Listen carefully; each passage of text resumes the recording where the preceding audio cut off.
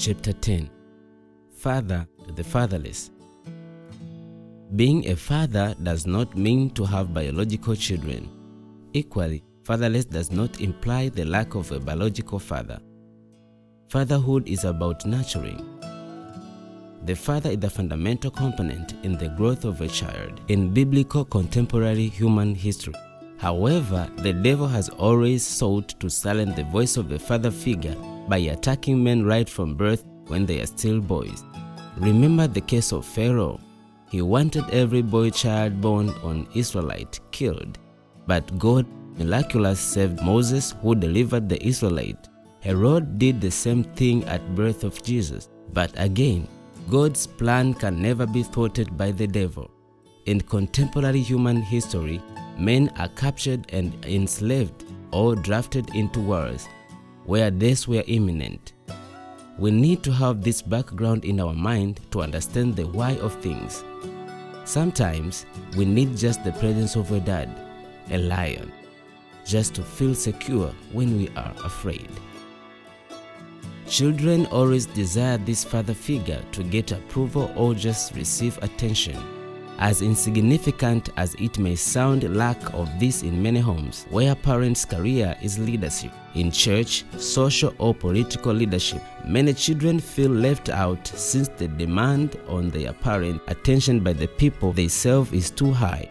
It thus becomes inevitable for children to seek attention where they can easily get it. Such children resort to finding validity from the social media. They are so keen on the number of likes they receive on their Facebook posts. Their hearts melt in admiration and satisfaction when the outside world gives them attention through likes and comments. It is with an equal measure of grief that their hearts freeze in gloom and loneliness when the number of likes and comments is small, since to them this equals to disapproval and rejection. Remember what they are out to seek: attention, approval, since they suffer from attention deficiency syndrome due to absent parenting. Yes, I know we have all posted pictures and checked every 2 hours to see who has noticed us, waiting for someone to comment and wanting to see how many likes we gain at the end of the day.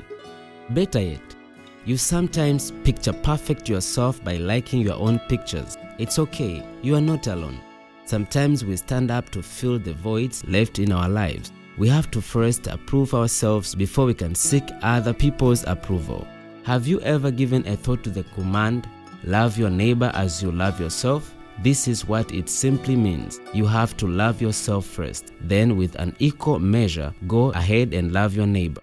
Learn to accept, give attention, and approve yourself, so that even when the world gives you no attention, you already have enough from yourself to yourself. However, do not resort into self-worship and forget to do the same to your neighbor.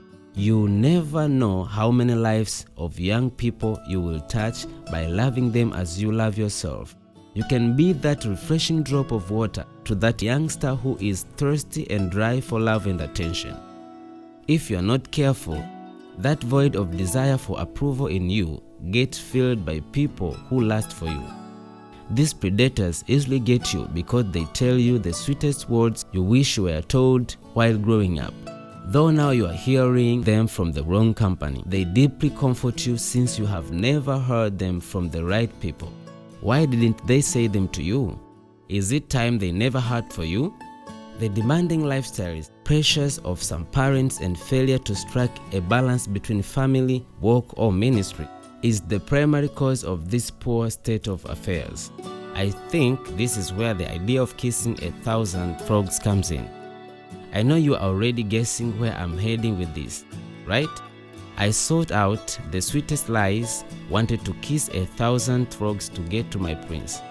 But still, I was not happy. Have you not found the prince? What I can say is that I have found the Prince of Peace, the one that who knows my flaws and loves me anyway. It is done. He says, He loves me despite all the messes I find myself in. I remember speaking to my friends on the question, what is your ideal man? The general summary answer was, 6, 5, 4, 3, 2, 1. Simply put, he makes a 6-figure salary, has a 5-bedroom bungalow, has a 4-wheel drive car. We are 3 in that home, him, our child, and I be the only one in his life. Of course, the handsome, 6 feet tall and with a 6-pack are always in many girls' lists of prerequisites. The list is not evil in its entirety, but it's dangerous due to its lack of the essential pillars of any lasting relationship on the foundation of Christ. She wants a man who's 6 feet, makes 6 figures, and has 6-packs. Asking for all those 6s, you just might end up with the devil on your hands. Tony A. Gaskins Jr. I have come to connect with many people. I remember being asked what I look for in a relationship and why I am single. The topic on Adam and Eve came up. I used Eve as a metaphor for protection. Adam needed to sacrifice a rib to get his helper, while Eve needed protection. This became a clear sign on how I should answer this question. Finding spiritual, physical, and emotional protection is not an easy thing, as many of the young people also lack guidance on love and relationship. Maybe by the time you finish reading this book, you will come to this same conclusion, and you will be a better person. Keep your heart with all vigilance, for from it flow the spring of life. Proverbs chapter 4, verse 23. Good things takes time to grow. Miriam Kimani. I believe those who God has given responsibility to teach these things should do so and save our generation from the sinking quagmire of false teachings and fertile guesswork and experimenting, which leads to heartbreaks. Be a father today to this fatherless generation. Parents especially should not wait and watch as the world misleads their children. Jesus told his disciples to begin spreading the gospel in Jerusalem first, then Judea, and unto the end of the world. What was Jerusalem? It was their home ground. Equally, ministers and leaders should first give attention to their Jerusalem household before going to Judea, other people. Apostle Paul further emphasized the Jerusalem first gospel when he wrote to Timothy about a deacon. He must manage his children and his household well. 1 Timothy chapter 3, verse 12. This sounds in line with charity begins at home.